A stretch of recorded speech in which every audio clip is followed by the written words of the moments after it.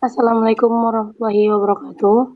Waalaikumsalam. Alhamdulillahirabbil Alhamdulillahirabbil alamin. Wassalatu wassalamu ala asrofil anbiya'i wal mursalin wa ala alihi washabihi rasulillahi ajmain. Puji syukur marilah kita panjatkan kehadiran Allah Subhanahu wa taala yang telah melimpahkan rahmat-Nya kepada kita semua. Selawat diberi dengan salam tak lupa-lupanya kita hadiahkan kepada Nabi besar Muhammad sallallahu alaihi wasallam. Baiklah, kami dari kelompok 2 akan mempresentasikan tugas kelompok kami yang berjudul IRP and Related Technologies, yang beranggotakan yaitu yang pertama Anggi Widya Atmanugraha, yang kedua Vicky, yang ketiga saya sendiri yaitu Tri Putri Daniel. Baiklah, yang akan mempresentasikan pertama kali yaitu kami persilahkan kepada Vicky. Dipersilahkan.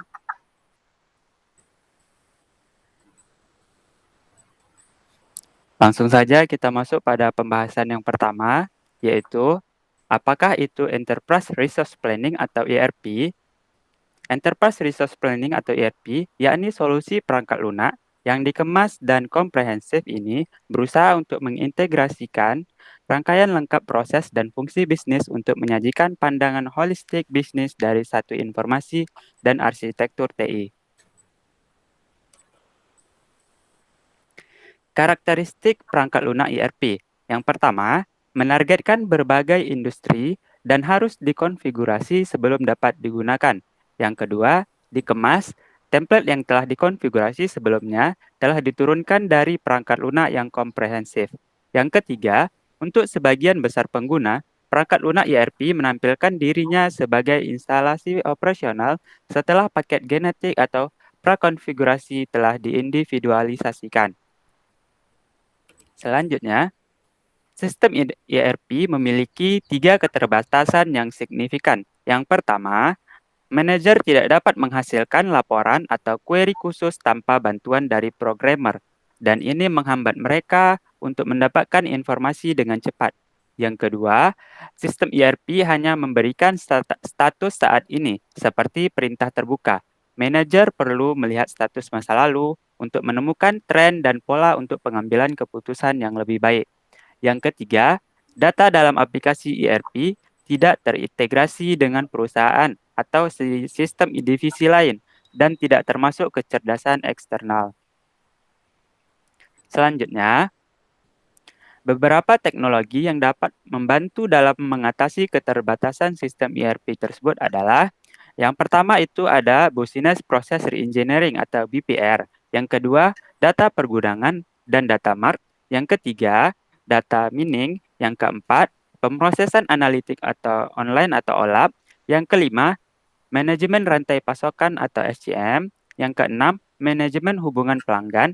Yang ketujuh, sistem informasi geografis. Yang kedelapan, intranet dan extranet. Yang kesembilan, pertukaran data elektronik atau EDI. Yang ke-10, transfer data elektronik atau EFT. 11, kriptografi. Yang ke-12, sistem informasi manajemen atau MIS. Yang ke-12, sistem pendukung keputusan atau DSS. Yang terakhir itu ada sistem informasi eksklusif atau EIS.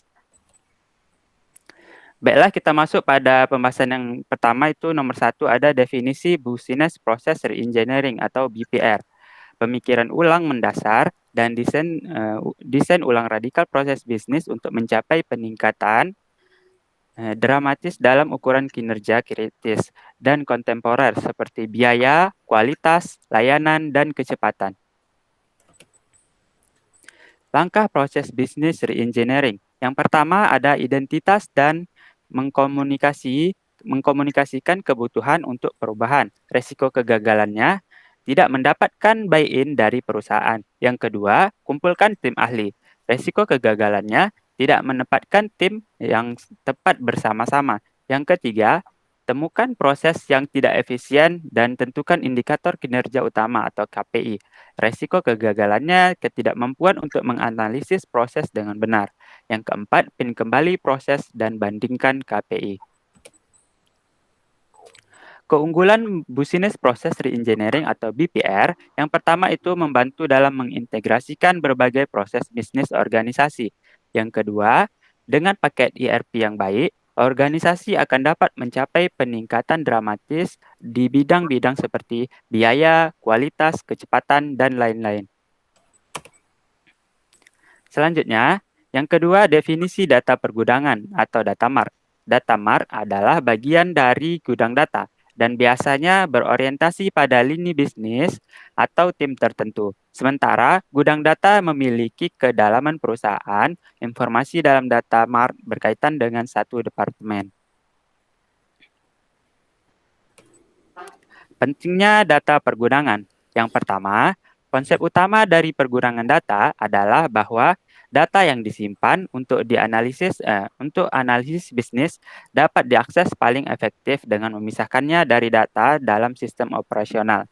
Yang kedua, alasan yang paling penting untuk memisahkan data untuk analisis bisnis dari data operasional selalu menjadi potensi degradasi kinerja pada sistem operasional yang dapat dihasilkan dari proses analisis. Yang ketiga, kinerja tinggi dan waktu respons yang cepat hampir secara universal penting untuk sistem operasional. Yang selanjutnya nomor 3 itu ada definisi data mining. Data mining adalah proses mengidentifikasi informasi yang valid, baru, berpotensi berguna, dan akhirnya dapat dipahami dari database yang digunakan untuk kebutuhan keputusan bisnis yang penting. Organisasi penelitian, lembaga akademik, dan organisasi komersial membuat dan menyimpan sejumlah besar data setiap hari. Menjadi tidak mungkin bagi analis manusia untuk mengatasi sejumlah besar data tersebut. Dua masalah lain yang muncul ketika analis manusia memproses data adalah, yang pertama, ketidakmampuan otak manusia ketika mencari data yang kompleks. Yang kedua, kurangnya objektivitas dalam menganalisis data. Anda akan dapat melihat titik yang mungkin termasuk. Yang pertama itu jam berapa mereka mengunjungi situs Anda. Yang kedua, perangkat yang mereka gunakan untuk mengunjungi situs Anda. Yang ketiga, halaman mana yang mereka kunjungi. Keempat, barang-barang apa yang mereka beli secara bersama. Yang kelima, seberapa sering mereka kembali ke situs Anda, dan lain sebagainya. Keuntungan data mining. Nah, yang pertama, data mining menyederhanakan pekerjaan dan memungkinkan seorang analis yang bukan seorang profesional untuk mengelola proses penggalian pengetahuan dari data. Yang kedua, seorang ahli manusia selalu mengulangi kesalahan yang sama dari pengalaman sebelumnya dari sistem investigasi lain. Baiklah, selanjutnya akan dilanjutkan oleh teman saya Tri. Kepada Tri dipersilahkan. Baiklah, saya akan melanjutkan, yaitu definisi online analytical processing atau OLAP. OLAP adalah sebuah tools online yang digunakan untuk melakukan analisis data multidimensi dan menyediakan kemampuan untuk perhitungan yang rumit, analisis tren, dan pemodelan data yang canggih. Bagian dari OLAP yaitu, yang pertama cepat. Berarti dengan analisis paling sederhana, tidak memakan waktu lebih dari 1 detik, dan paling lama tidak memakan waktu lebih dari 20 detik. Yang kedua, analisis. Berarti sistem dapat mengatasi logika bisnis dan analisis statistik yang relevan untuk aplikasi dan mudah bagi pengguna. Yang ketiga itu shared. Berarti sistem menerapkan semua persyaratan keamanan untuk kerahasiaan. Yang keempat yaitu multidimensi. Berarti bahwa sistem harus memberikan pandangan konseptual multidimensi dari data. Yang kelima, informasi adalah salah satu data halus yang akurat, tepat waktu, dan relevan bagi pengguna. Selanjutnya yaitu pentingnya OLAP. Yang pertama, OLAP digunakan untuk aplikasi seperti profitabilitas produk dan analisis harga, perencanaan tenaga kerja, dan analisis kualitas atau sistem manajemen yang membutuhkan pandangan organisasi. Teknologi OLAP sedang digunakan dalam berbagai aplikasi yang semakin luas. Selanjutnya, untuk analisis penjualan dan pemasaran, pelaporan keuangan, dan konsolidasi dan penganggaran dan perencanaan. Selanjutnya yaitu definisi Product Life Cycle Management atau PLM. Manajemen siklus hidup produk atau PLM adalah proses mengelola seluruh siklus hidup suatu produk dari awal melalui desain dan pembuatan teknik hingga layanan dan pembuangan produk manufaktur. Selanjutnya yaitu definisi manajemen rantai pasokan atau SCM. Rantai pasokan adalah jaringan fasilitas dan opsi distribusi yang melakukan fungsi pengadaan bahan, transformasi bahan-bahan ini menjadi produk menengah dan jadi, dan distribusi produk jadi ini kepada pelanggan. Rantai pasokan ada di kedua organisasi, jasa dan manufaktur. Meskipun kompleksitas rantai dapat sangat bervariasi dari industri ke industri dan perusahaan ke perusahaan. Yang kedua, pemasaran, distribusi, perencanaan, manufaktur, dan organisasi pembelian di sepanjang rantai pasokan beroperasi secara independen. Yang ketiga, organisasi-organisasi ini memiliki tujuan mereka sendiri yang sering bertentangan. Selanjutnya, ada kebutuhan untuk mekanisme di mana fungsi-fungsi yang berbeda dapat diintegrasikan bersama-sama. Dan yang terakhir, manajemen rantai pasokan adalah strategi di mana integrasi tersebut dapat dicapai. Selanjutnya yaitu definisi Geographical Information System atau GIS. Sistem informasi geografis atau GIS ini dirancang untuk menyimpan, mengambil, mengelola, menampilkan, dan menganalisis semua jenis data geografis dan spasial. Manfaat dari GIS ini sendiri yaitu yang pertama, layanan jaringan, yang kedua, perencanaan kota, yang ketiga, analisis dampak lingkungan, yang keempat, perencanaan transportasi, yang kelima, survei, yang keenam, perencanaan kepadatan lalu lintas, yang ketujuh, perencanaan regional. Dan yang selanjutnya yaitu definisi intranet dan extranet. Intranet adalah jaringan di mana karyawan dapat membuat konten, berkomunikasi, berkolaborasi, menyelesaikan sesuatu, dan mengembangkan budaya perusahaan. Sedangkan extranet yaitu seperti intranet, tetapi juga menyediakan akses terkontrol ke pelanggan resmi, vendor, mitra, atau orang lain di luar perusahaan. Adapun manfaat intranet yaitu yang pertama, berkomunikasi dalam bisnis dengan mendistribusikan berita dan mengumuman, memberikan umpan balik dan berbagai informasi. Yang kedua, mendukung tujuan bisnis strategis, mencakup peningkatan keterlibatan dan moral karyawan, menanamkan budaya bisnis, dan mendorong produktivitas. Yang ketiga itu memfasilitasi proses bisnis umum. Melalui penggunaan alur kerja dan formulir, intranet dapat memungkinkan pengguna untuk melayani diri sendiri untuk banyak proses bisnis umum. Yang keempat, memungkinkan kolaborasi. Fungsionalitas seperti area tim, forum, blog, dan alat sosial dapat mendukung karyawan untuk bekerja sama secara efektif. Selanjutnya itu manfaat extranet, yang dimana yang pertama kemudahan pertukaran informasi, yang kedua sebagai file server, yang ketiga yaitu media informasi perusahaan, yang keempat kemudahan dalam maintenance, yang kelima yaitu meningkatkan efektivitas berbisnis.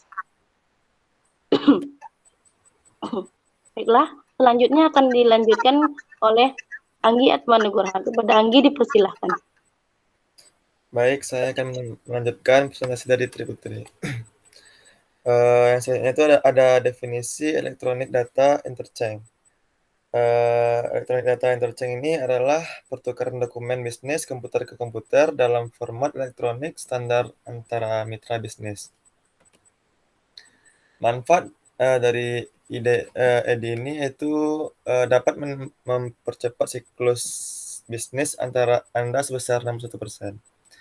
Bertukar transaksi dalam hitungan menit, bukan hari atau minggu waktu tunggu dari layanan pos. Yang kedua adalah meningkatkan kualitas data, memberikan setidaknya pengurangan 30-40% dalam transaksi dengan kesalahan.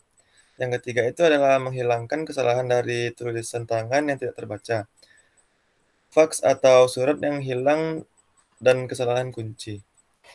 Yang selanjutnya itu ada definisi transfer dana elektronik atau EFT.